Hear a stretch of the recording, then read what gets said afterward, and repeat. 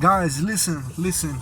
I'm gonna tell you why it is important to always report any type of situation that you know is a criminal offense or even an incident such as an MBA, and not say, well, I want to avoid drama, I want to avoid stressful situations, I'm gonna ignore it.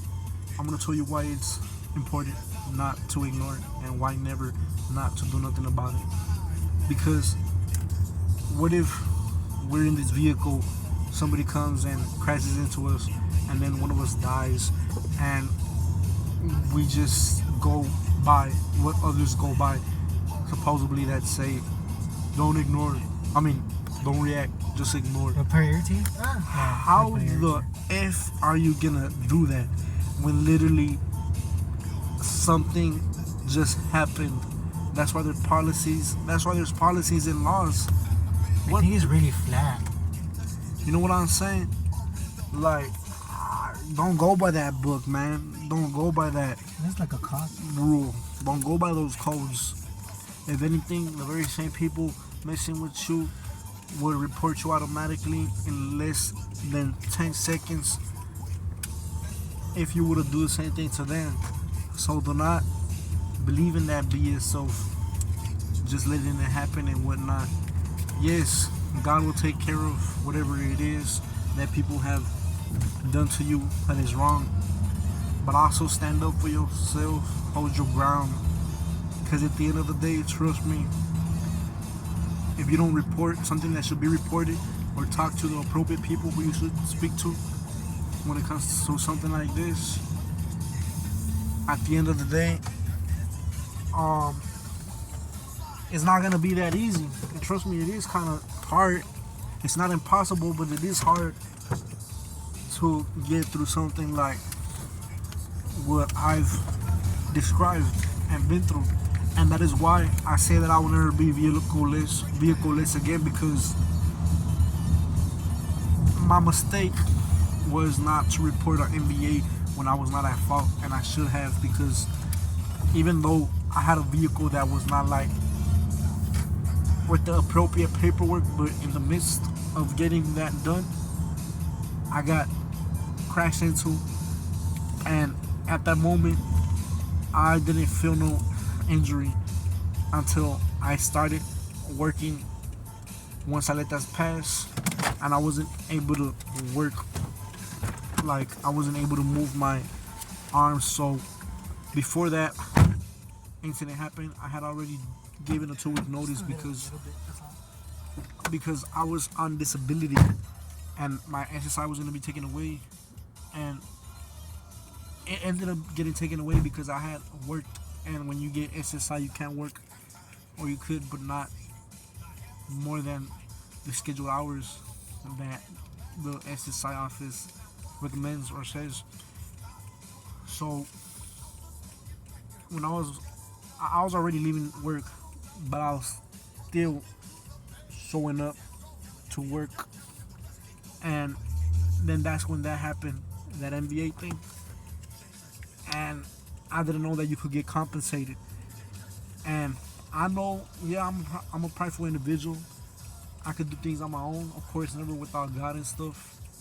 But it is difficult sometimes, but not impossible, to do things sometimes through the midst of being illegally group stalked, gang stalked, or whatever you want to call it. Especially if you haven't talked to no detective about the situation or have done something about the situation legally, talking to the right authority figures. So that is something that I haven't done, and I should do, and I will do sooner than later. Promise you that.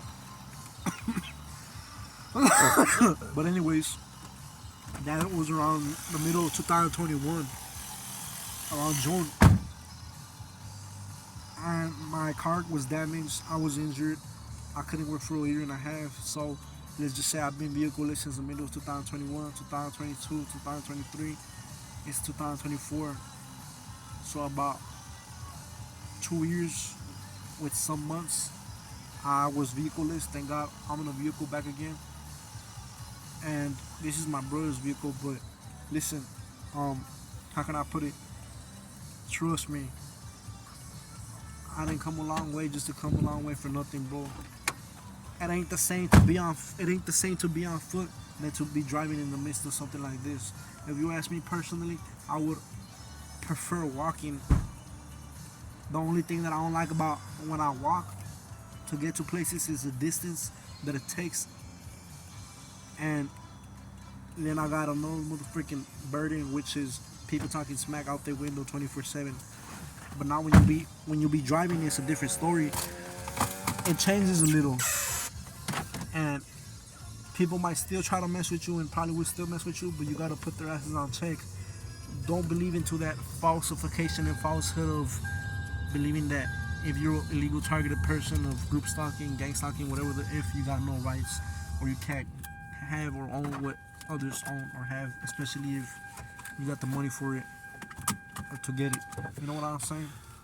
So, don't believe in that BS of oh, I'm not gonna do nothing about this or that because this is my reality and there's nothing that I could do about it because I'm fucked and these people are gonna fuck with me and won't stop fucking with me. So that means that I should let people private me of my equal opportunity, freedom, and property ownership. Screw all that. Don't believe that. Don't fall into that falsehood of reality because it is not factual in the truth, and that's why there's laws and policies to protect you. Like somebody once said, never lose faith, always walk with God. Remember that no matter how hard it gets, no matter how difficult the circumstances may be, remember that as long as you be living, every day is a new opportunity. You never know what God has in stock for you. You know what I'm saying? But I guarantee you and I promise you one thing, that I ain't ever going back on foot again. Especially by the hands of another person who wishes to see me on foot and tries to damage me, injure me by by bodily injury or damaging my property. I ain't going back on foot. Promise you that. If you try some BS like that, better believe I'm gonna report your ass. It's either one or the other. I'm gonna defend myself with violence, just the same way you're using violence against me. I'll report you the same way that you report me if I were to do something like that against you. That's all I gotta say.